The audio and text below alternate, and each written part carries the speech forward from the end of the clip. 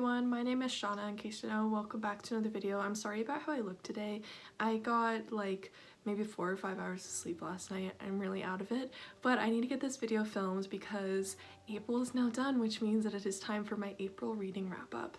I read 8 books in April. It was sort of a mixed bag. I overall enjoyed most of them, however some were just like mediocre and there was one that I absolutely despised. So without further ado, let's get right on into this wrap up. The first book I read this month was Midnight Sun by Stephenie Meyer. If you look on Goodreads, this one says that it is the 5th one in the Twilight series. However, this is the first book retold from Edward's point of view.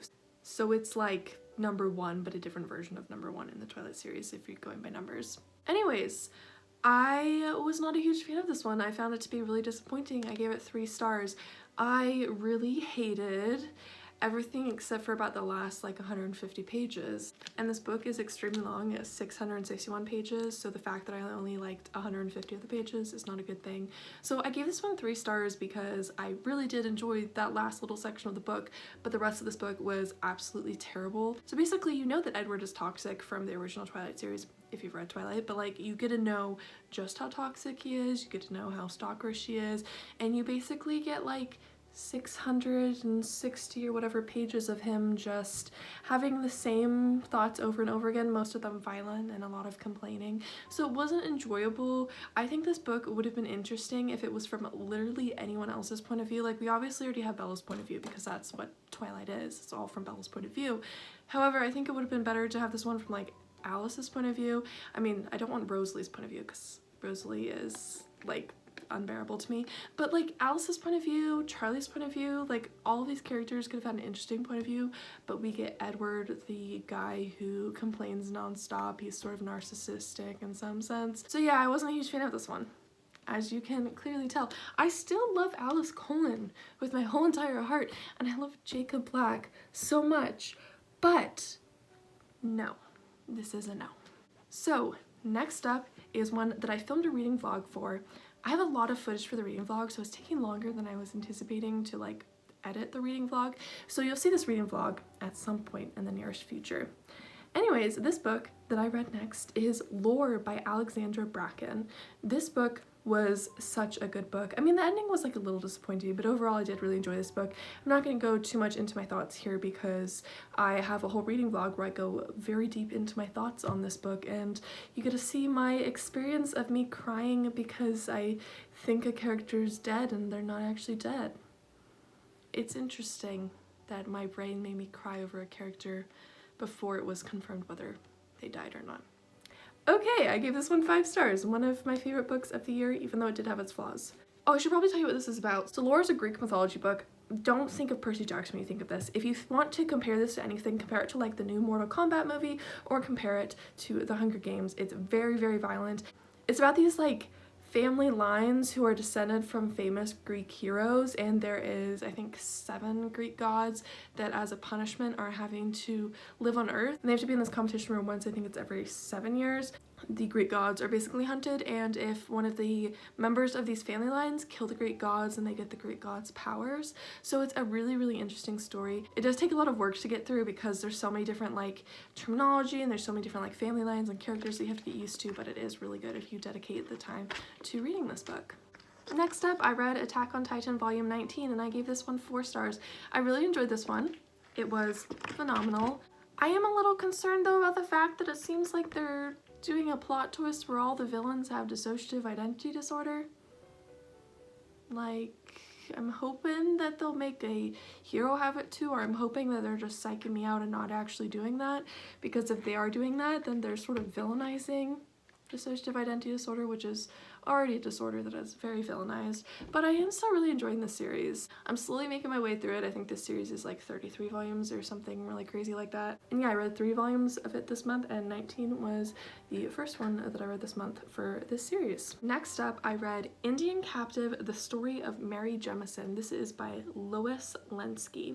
So this is one that I've had on my shelf for like a really long time. I think one of my relatives gave it to me when I was like really young, and I don't get rid of books until I've read the book and decide whether I like it or not. And surprisingly, this book was better than I was anticipating. I mean, it definitely has some outdated stuff. I mean, look at the title, it's called Indian Captive.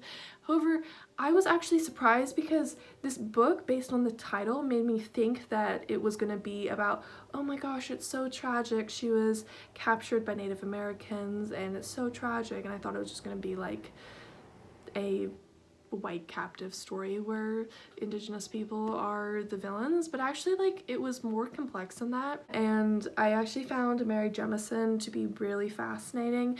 There are Native American characters in here that are actually good and nice, and deals a lot with this girl Mary getting used to this new culture of these people that she's with and getting used to the new roles and stuff there, and I found it to be really interesting. I mean, it's definitely a very intense read. It's definitely not for everyone, and it definitely does have a lot of Native American characters that are villainized, but like not all of them, and it is based on a true story, which I think is what makes this story so much more interesting to me. I gave this book 3 stars, by the way, and if you don't want to read this book, I highly recommend looking up Mary Jemison's story, because it's one of those like people that you can go on a deep internet dive and search information about her like really late at night when you're bored and curious, and it's actually really interesting, her story and what happened. I'm trying not to spoil it here, although technically I don't think it's a spoiler to say what happens to her, because this is a real story that happened like in the 1800s, I guess, and the introduction to this book spoils the ending of the book, but like I'm not gonna spoil it here. But it is a really interesting story and I do recommend it. I don't necessarily recommend this book because I found the writing to be a little bit hard at times, but like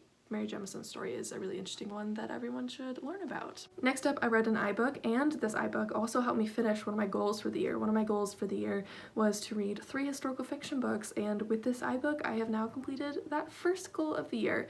This book was called Rose. This is part of the Suitors of Seattle series, and it is by Kirsten Osborne. I unfortunately hated this book with every fiber of my being. So most of the characters are extremely unlikable. There's a lot of miscommunication in here. One of the main characters compares her miscommunication struggles with her husband to abuse. Like, no, it's just miscommunication. Stop comparing it to abuse. That is awful. And it's a weird story too, because they really push on the like Christian elements for like the first section of the book, and then all of a sudden it's very like adult explicit content, and then it goes back to like a little less explicit content. So it's confusing, because are you writing a Christian book or are you writing an explicit adult book? It seemed like there was conflicting ideas of what the author wanted to do with this book. The reason why I wanted to read this book was because it has a pretty cover, and also because it is a historical fiction set in Seattle. I go to Seattle all the time. I thought it would be fun, but unfortunately I just didn't like this book at all, and I found that the author was not even a great writer, so probably not going to read more by this author in the future. Rose follows the story of this girl who wants to get married, and she has a relative who is helping her look at all her potential suitors and find out which one is the best one for her, and she gets married, but then the marriage does not go as smoothly and as dreamily as Rose expected it to be. Sort of an interesting concept, just fell very flat. The next book that I read was a book that I listened to via Audible, and this was Project Hail Mary by Andy Weir. In case Andy Weir's name sounds familiar, he is the author of The Martian. It's very hard to summarize what this book is about, because I think the summary is very vague and just starts off with the start of this book, which is this guy wakes up on a spaceship and he has no memory of what's going on. And he has 2 fellow astronauts that are there with him, and they are both dead, and he has to solve this mystery of why he's there, what his purpose is being there, what happened to his memories and all this stuff. But like the story really evolves from there, and it's not so much like just this mystery of where his memories are, although it is a huge part of the story. And I found this one to be really interesting. It is very heavy on the science stuff at times. I personally really enjoyed listening to it on Audible, because when there was huge science passages, I could just tune it out, and then my brain could like tune back in once it got back to something more interesting.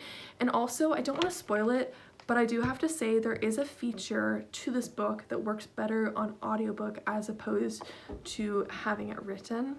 I can't tell you what it is without spoiling a major plot point, but I did really enjoy this book and I gave it 4 stars. And then I read 2 more Attack on Titan volumes to finish up my April reading month.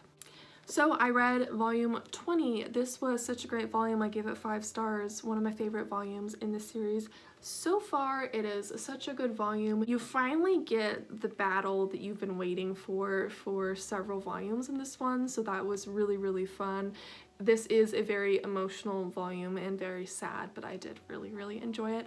I do highly recommend the Attack on Titan series in case you have not heard me talk about this series enough, but I'm sure most of you have heard me rave about this series before. And then I read Attack on Titan volume 21. This was such a fun volume, but it's also very depressing because the sad things that are started in volume 20 continue in volume 21. Like, the author decided to prolong the pain and suffering of the events of the previous book by expanding on them for the first half of this book. This volume finally gives you some answers about the history of the world and of Titans.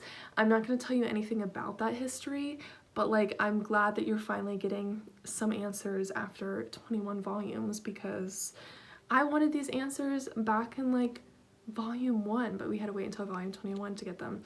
Anyways, really enjoyed this one. 5 stars.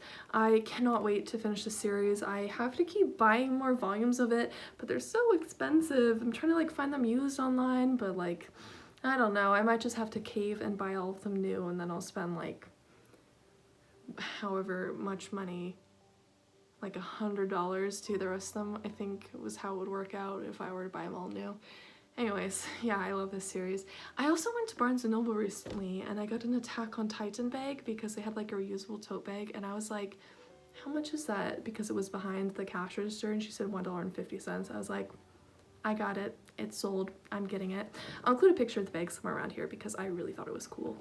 Anyways, those are all the books I read in April. I had a very good reading month. I only fully disliked one book. I mean, I wasn't a huge fan of Midnight Sun, but I didn't like hate everything about that book. If you want to see more detailed reviews for any of the books that I've talked about in this video, I will link my Goodreads down in the description below. I tend to review every book I read, and you can always check out my reviews on Goodreads for a more descriptive summary of my thoughts on the books. I need to go take another nap because I'm so tired. Hopefully when I talk to you again, I'll have more sleep. Hopefully I won't look like a zombie or anything. I upload videos twice a week, so my next video will be uploaded this Friday. I hope to see all of you there for that video, and until next time, goodbye!